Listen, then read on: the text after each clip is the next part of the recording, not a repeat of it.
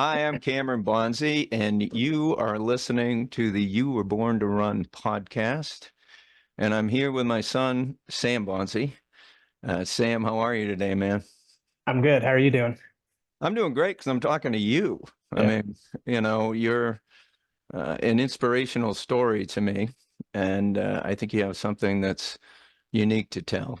I think of you, think of your process, think of our family. I think of the days of you getting so frustrated as a little kid sitting at the kitchen table saying, "Can we just stop talking about running?" And I can't blame you. It was a Do you lot. it was Yeah. Yeah. tell me a little bit about being a kid in this family that kind of based our upbringing on, or your upbringing on running as kind of a core value. Yeah, I think that growing up, like you said, I did not like running at first. And it's kind of interesting how like Brandon Courtney and I, we kind of fit those stages of Brandon being like a state championship caliber runner, Courtney being Yep. a very good runner in her own right, and then me kind of being like the back of the pack person, and just kind of like being like a very new to running. And I think growing up, obviously, I had interests in other sports, basketball, baseball, I tried football, but I just wasn't very good and kind of out of my element there. And yeah, the conversations around the table there, it was always talking about like, Brandon's running his success and then Courtney's running. And I mean, I was just like a dumb 9-year-old and I was just like fed up. I was just like, why are we talking about this? This is a little much. So yeah. Well, I can see that. I can see that. I mean, there was a lot of that discussion. Of course, you had a brother who was really has followed his passion to become a national caliber coach in Division One and coaching All Americans and kids running under 4 minutes. So, and Courtney now being the head coach at the University of New England, and it's a lot. Yeah. And it was a lot then. And you weren't naturally blessed. That's the piece too, being the back of the packer, having a brother that's good. I mean, tell me about that, how that impacted you positively and negatively too. Well, I think like when I started my freshman year, like I knew I wasn't gonna be a good runner. So I think that it was easy for me to accept that I'm not going to be the next Brandon Bonzi or the next Courtney Bonzi. So I could just kind of figure out my own goals. And I think like when it turned that me started being interested in it was also just seeing no disrespect to Courtney, but like seeing how Brandon would do at these big meets and like seeing how he would run against, Levi or Ben. That was kind of cool to see. And just like, you go home from those meets and I'm thinking just like, man, I want to see Brandon beat Ben. I want to see Brandon beat Levi. And I got more into like following other people.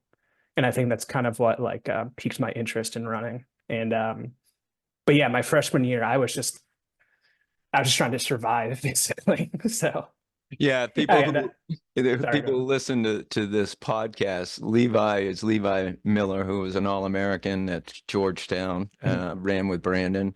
He also was several times state champion in Maine and in I think in the mile and the 2 mile cross country too. Also, I believe I could be wrong on some of that stuff. And then Ben True, anybody who's into running in Maine and beyond knows who Ben True is. But thinking about your freshman year, I think this particular story about your freshman year and you coming into the cross country team, which cross country to me is the greatest team sport. It's Mhm. such a supportive group of kids, coaches, and you come in. Didn't they do a mile time trial early in the season? Wasn't there something like that? How did that all come about with trying to get faster in the mile? Yeah, so just for a little backstory, in eighth grade, we did a mile time trial in gym, and I think Mr. Halligan challenged me to like break 10 minutes in the mile. Mr. Halligan, who's gym teacher and basketball coach. And he got me at 9:59, which I don't know if he was just being generous. I don't know if that was actually true what I ran. Sounds like But something he'd do, though. Yeah. yeah, yeah. And so throughout that whole process, I remember you encouraging me to go out for cross country, and it was a way to kind of like get in shape for basketball and baseball. And I remember talking, we've talked about this before, but I didn't want any part of like racing the meets. I wanted to just kind of do my own thing with running. And I think part of that was just like, um, I didn't really want to embarrass myself in meets because I didn't want to like, you see this guy just kind of chugging along in last place. That was kind of like, you know, it's a little embarrassing at first, but then Sure. I don't know, with and then that season started and I would finish these races and I was for myself, I was getting in better shape. And I think there was at one point during the season, you and I just went to the track. We were just like, let's just see what you can run in the mile. And so I did that. And I can't remember the exact time. I want to say I ran like 8:20 or 8:30 or something. I Yeah, honestly you can't. Yeah. Yeah, yeah, I wish I had that stuff in front of me. I know there was a significant improvement, Yeah. and it's always cool when people first start running or getting back in shape, and I think it's intoxicating that improvement. And so we were trying to take that improvement, set a goal, Mhm. and get you to get rewarded for that effort Right. was what really that was about. And then we started setting up some little training runs, right? And Joe McCurry and your coach, and also uh, Danny were, they were putting together, started to put together workouts for you to get as fast as you could in mile, and at that point to try to break 8 minutes in the mile, Yeah. right?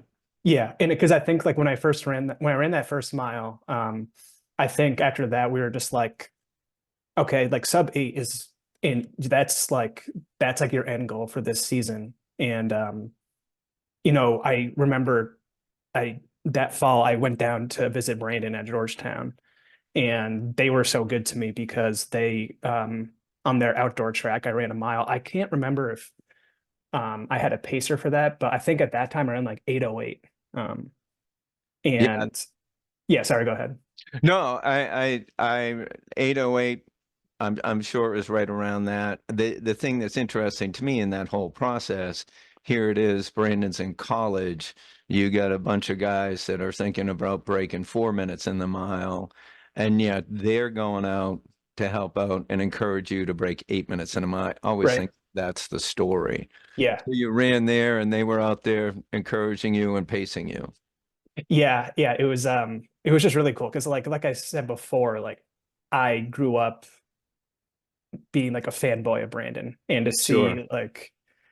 to see him being around those kind of athletes and they're cheering for me. And it was just really cool. And I remember one of his friends. I honestly I forgot. It might have been Dan Nunn.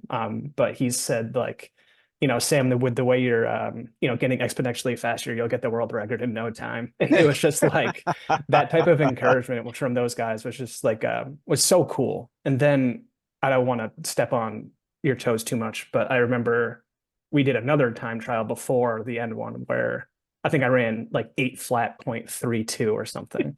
And I And didn't give it to you. yeah, I yeah. know. No, I, no, I'm glad you didn't. Yeah, I'm not as nice as Coach Halligan, yeah, apparently. But yeah, I'm a little, I'm not anal on much, but those numbers and running numbers, I can't help it, right? yeah, It's got to be accurate.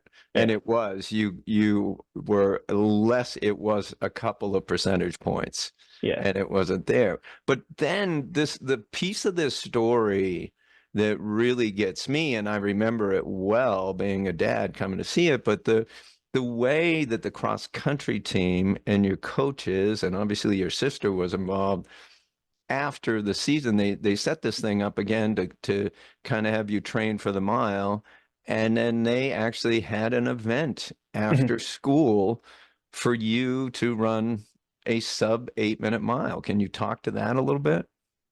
Yeah, I think like it's funny because in the moment I'm 14 years old at the time, and I I I didn't really understand the significance of that particular moment. And a lot of it was just like, why are you doing this for me? I'm the slowest person on the team. And like, you guys are just going to waste, 7.5, 8 minutes of your time just watching me run around a track.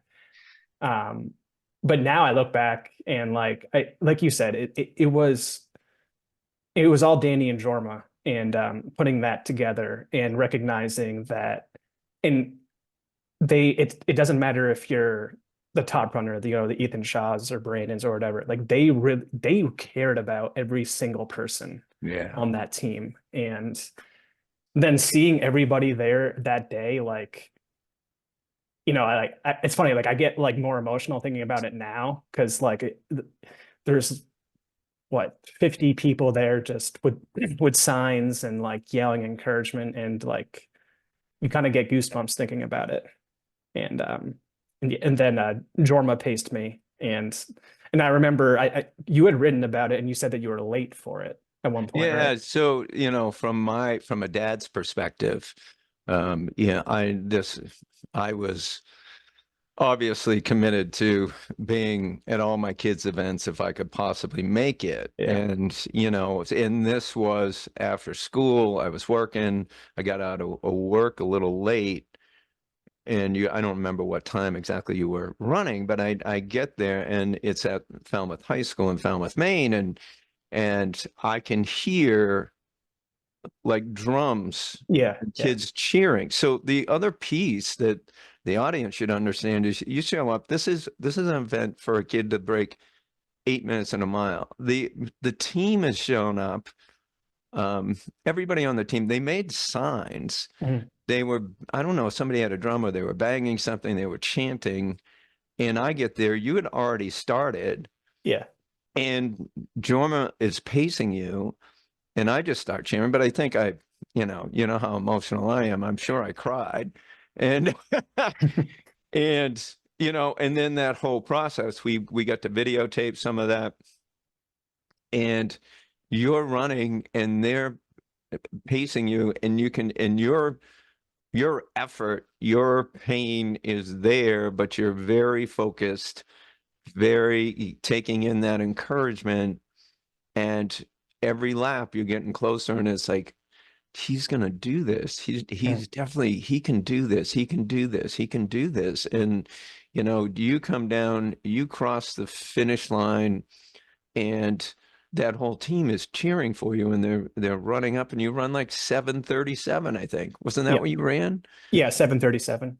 So you shattered it, and you shattered it with this process of changing something about yourself, sticking to a process, and then having all this encouragement from these kids from multi levels, kids that talented runners, not so talented runners, just good people cheering you on. And it was a beautiful thing to experience for a dad. Mhm. And then how did that impact you going forward? I think it was huge. And just as a little like a tidbit, like I know we talked about this, they did do that article on me, Yeah. because you had written to the Press Herald and you Yeah. had told my story. And it's funny, and I know I sent you guys some like old clips of us earlier this year, from the Yeah. newspaper, and I reread that article, and there's a quote from one of Courtney's classmates. His name's like Evan Doyle, and Yeah. he said that I don't know if he was interviewed, but I think it was just like he turned to Jorma and said like that was the coolest thing I've ever seen, basically. And I think just like um I was a person that struggled a lot with confidence in high school, Hmm. and seeing like seeing everybody come out, I think that just like really helped my confidence in that moment to be able to say like I set this goal and I worked really hard for it and I was able to do it. And I think that's like the biggest lesson that I learned through all of that. It's just that setting little goals, working towards them, and just do whatever it takes you can to do it. So, That is, um, yeah, I'll get all emotional here, but that experience, and I've been to a lot of races and seen record-breaking performances and inspirational things. But if there was one race that everybody should see, it would be that race. Because I think that's what we're all, it's what we're all trying to do on many levels, right? That's what life is.